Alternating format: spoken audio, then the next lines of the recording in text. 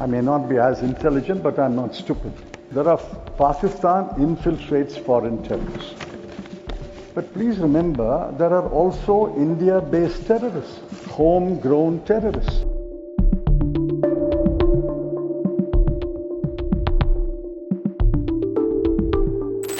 I realize that I am following the leader of the opposition, Shri Kharge ji, who in an elaborate speech has covered almost all aspects of the subject. Close. Little close. Yeah. Almost all aspects of the subject. It's okay. It's okay. Mic is not working. Mic is not. Mic is not working. It's working. It's working. Shah,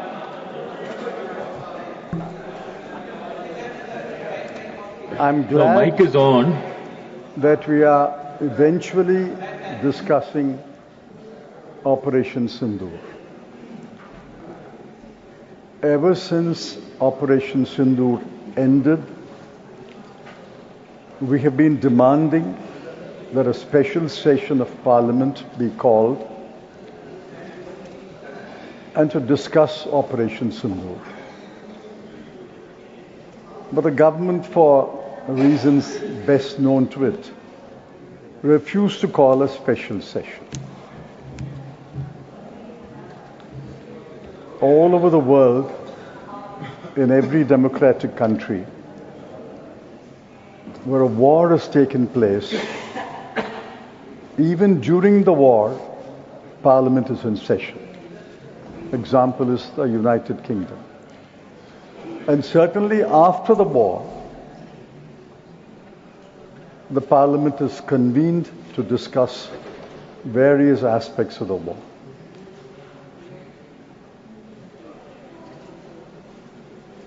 If the subject is India's strong, successful and decisive Operation Sindur in response to a terrorist attack in Pahalgam, there can be no quarrel with that subject. The subject is really the aftermath of Operation Sindur, the consequences of Operation Sindur. On the subject itself, if you ask me, was Operation Sindur strong? I would say yes. Was Operation Sindur successful? I would say yes. If you ask me, was Operation Sindur decisive? I can only say time will tell. Whether Operation Sindur was decisive, only time will tell. I'm reminded of a decisive war. On December 16, 1971, there was a historic victory. General Niazi surrendered to General Jagjit Singh Arora along with 93,000 soldiers. It was the largest surrender of prisoners of war after World War II. That was a decisive victory. On the contrary, Operation Sindur ended with a ceasefire. The India-Pakistan war over Bangladesh ended with a surrender of the Pakistani forces in favor of India. Operation Sindur ended with a ceasefire. I think the people of India know the difference between surrender and a ceasefire. The government claimed, and we accepted, India has destroyed terrorist infrastructure in Pakistan in 9 places. We accept it. India had severely damaged 11 military air bases. We accepted. But why did India agree to a ceasefire? That is the question. The consequences of Operation Sindur, the aftermath of Operation Sindur is the question. Please remember that the Congress Working Committee was called after the Pahalgam attack, and we extended unconditional full support to the government. So did the India bloc parties. Nobody had any reservation in entrusting to the government full authority, full power, and full support to take whatever action it chose fit. I wrote 2 columns on May 4 and May 11. In fact, a couple of my friends commented that the column was very soft on government. I said maybe, but this is consistent with my party line. This is consistent with my belief that in a war-like situation, we must trust the government, we must repose faith in the government, and allow the government to take whatever action it needs to take. I must record that the military leadership of India was exemplary. Let me repeat. The military leadership of India was exemplary. And not only during Operation Sindur, but after Operation Sindur, the military leadership has been candid and forthright.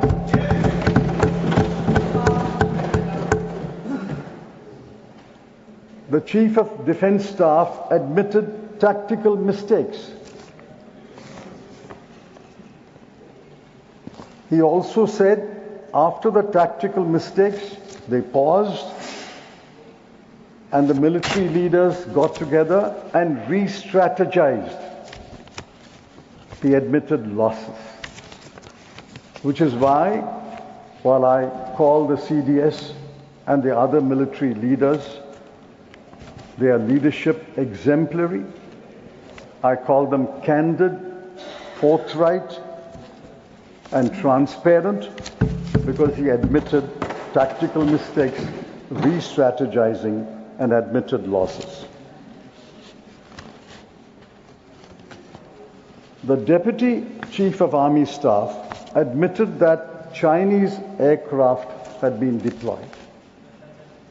He also admitted that Chinese missiles had been deployed. He also admitted that drones, and we gather it's from Turkey, were deployed. If true, and I see no reason to disbelieve the Chief of Defence Staff and the Deputy Chief of Army Staff, if true, if Chinese aircraft J-10 and Chinese missiles PL-15 were deployed by Pakistan, the only conclusion is China was testing its military hardware in the India-Pakistan conflict. The Congress Working Committee, which met later, pointed out there was an intelligence and security failure. But government has so far not acknowledged the security failure and the intelligence failure. Please remember, I think Milind and Praful mentioned the Mumbai terror attack. I took over as Home Minister the day after the Mumbai terror attack was ended on December 1. Within a few days, I flew to Bombay. I think Milind was with me. Flew to Bombay, and in the first press conference, I said, I admit security failure, intelligence failure, and I regret the failure. Why can't the government say that?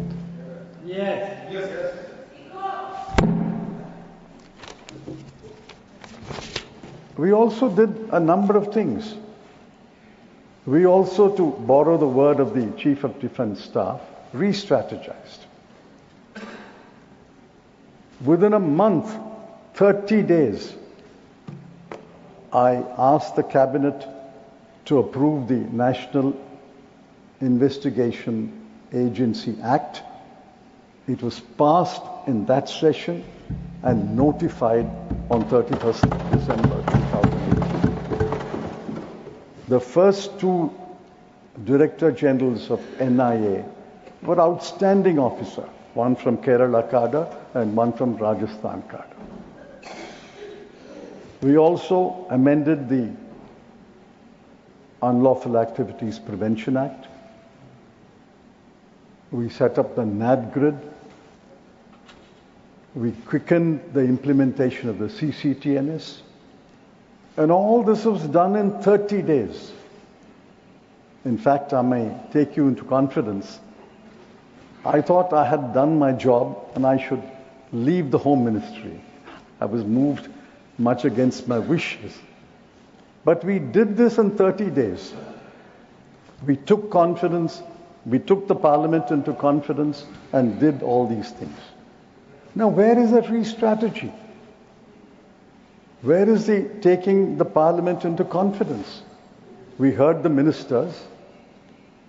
They were singing the praises of Operation Sindur, for which I have no objection. But what about the aftermath of Operation Sindur, the consequences of Operation Sindur? We are in the same advanced stage of wisdom as when this debate began in the Lok Sabha yesterday. While I congratulated the military leadership as exemplary, I know what everybody will know what I'm intending to say. The political leadership has been thoroughly disappointing.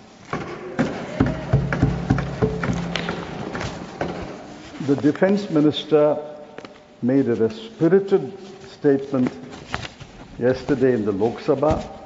Today he was his usual subdued, moderate self. The Foreign Minister made an articulate reply in the Lok Sabha. Today is not yet spoken. But I hope when the Foreign Minister speaks, because the Defence Minister has already spoken, they will copy or emulate the candor of the military leadership, admit the mistakes, and tell us what they are doing to re-strategize. So please understand, it's no longer preparing for a one-front war or a two-front war. Pakistan and China are no longer different fronts. It's a fused front. The pilots were Pakistanis, the aircraft were Chinese. The finger was Pakistani military leaders, the missiles were Chinese. The operator was Pakistani, the drones were from Turkey. Where is your plan? To fight not a one-front war, not a two-front war, but a fused front war of India fighting Pakistan and China fused together. Look at our neighbors. All our other neighbors are relatively peaceful. But on the northern and western and eastern border, we have India and China, and if they are fused in one front, that runs about 8,000 kilometers of border. Where is the thinking? Where is the hint of a thinking? So, after Operation Sindur, the Foreign Secretary and his wife were trolled. Daughter was trolled. The Chief of Defence Staff was trolled. And I asked the government, did they not rise to his defense?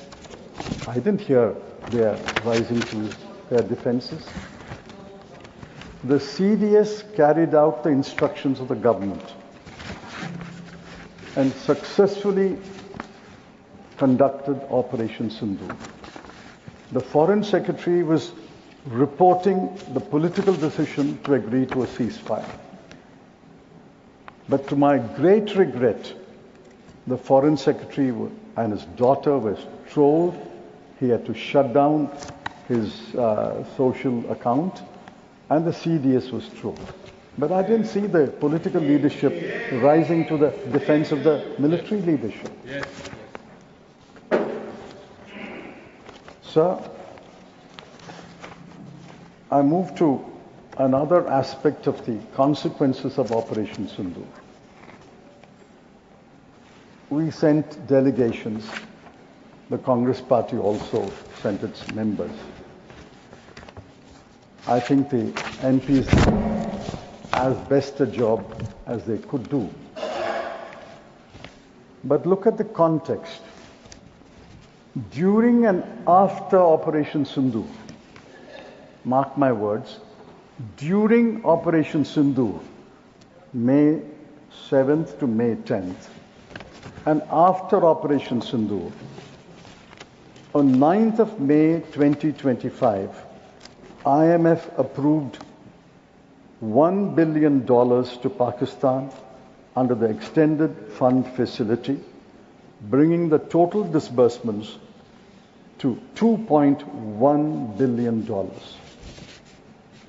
India sits on the 18-member committee of IMFC, International Monetary Fund Committee. We did not vote against the proposal. We abstained. Why? Why did we abstain? Should we not have voted against the proposal? Yes. By saying Operation Sindur is going on and you are giving money for what? That money will fuel the war. On 3rd of June 2025, Asian Development Bank approved a loan of $800 million. Recently, the World Bank decided to lend $40 billion over a 10-year period. So who in the World Bank, who in the Asian Development Bank, who in the IMF is standing by us? US and China, otherwise rivals, voted in favor of all the proposals. They didn't abstain. They voted in favor of all the proposals.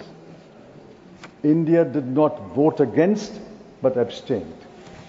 Is this the political leadership that the military leadership deserves? Is this the political leadership that India deserves? Is this the political leadership that pays tribute to the soldiers and the warriors who carried out Operation Sindur? Worse, many members have mentioned, Pakistan has been elected as chairman of the UNSC Taliban Sanctions Committee. Pakistan has been elected as a vice chairman of the UNDC Counter-Terrorism Committee. This is the greatest irony. Pakistan is being elected vice chairman of the Counter-Terrorism Committee.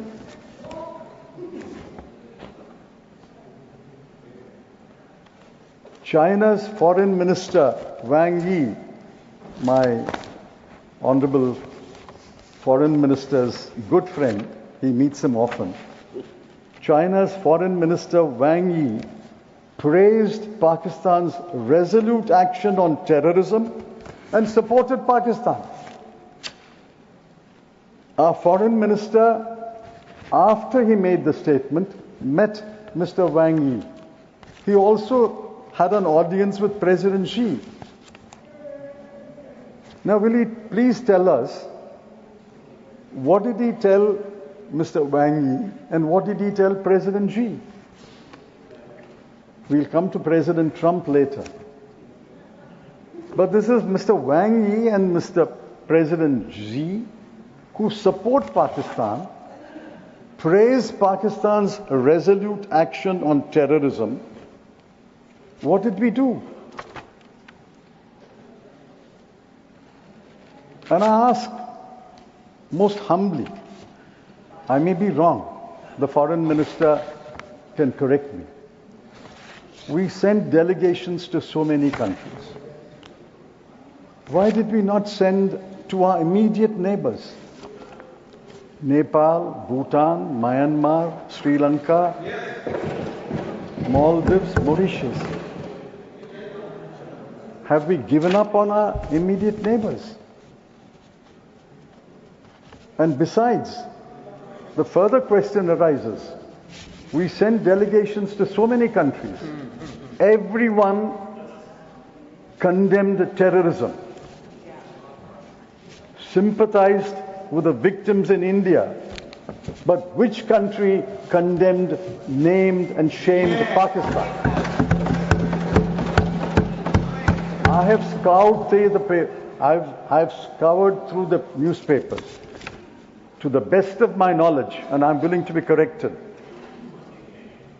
Is there a single country which condemned Pakistan, named Pakistan as a terrorist country? No, none. Sir,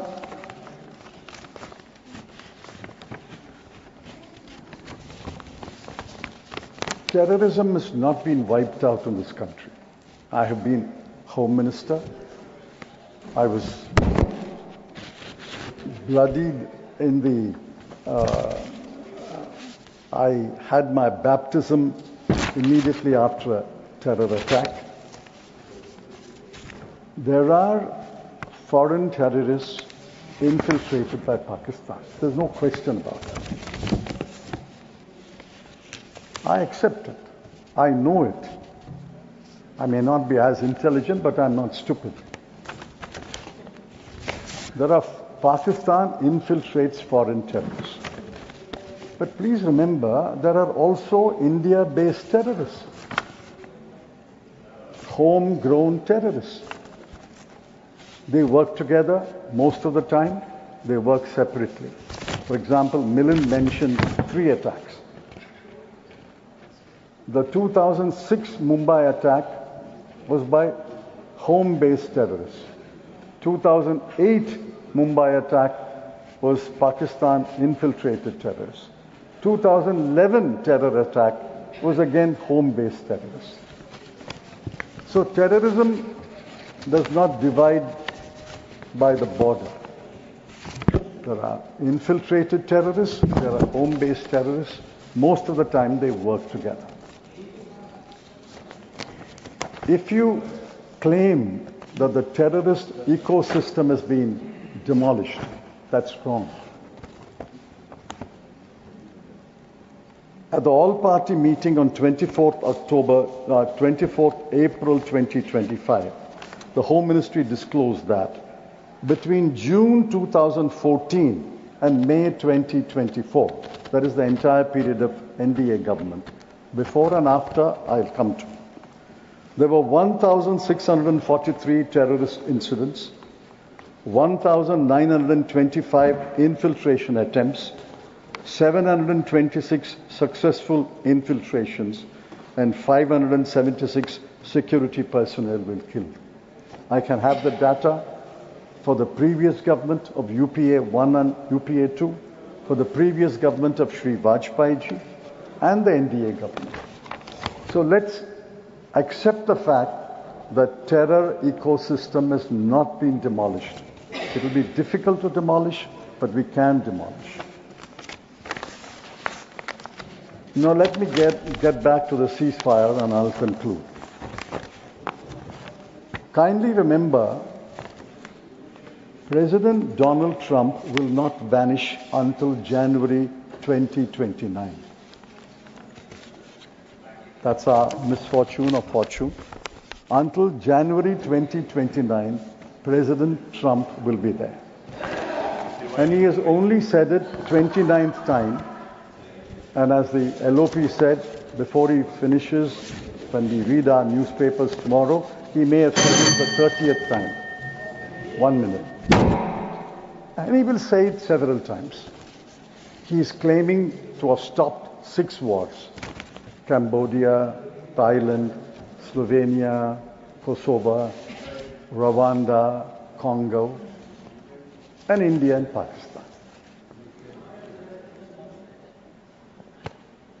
We are bristling now. But what did the Prime Minister say 5 years ago? Ab ki baar Trump sarkar. I'm sure the Prime Minister deeply regrets he ever said ab ki baar Trump sarkar. Now the sequence of events between May 7 and May 10 has been described. I want to ask one question. On May 10 at 3:30 p.m., the DGMOs of the 2 countries spoke on telephone. They could not have spoken without pre-instructions. There would be instructions from the government to the DGMO India. There would be instructions from government of Pakistan to DGMO Pakistan. They could not have spoken without instructions. They could not have agreed without instruction. And after agreement, they could not have not reported to their respective governments. Where is the record? The record will tell us. At 5:25 p.m., and I've asked this question several times, 3:35 the DGMO spoke.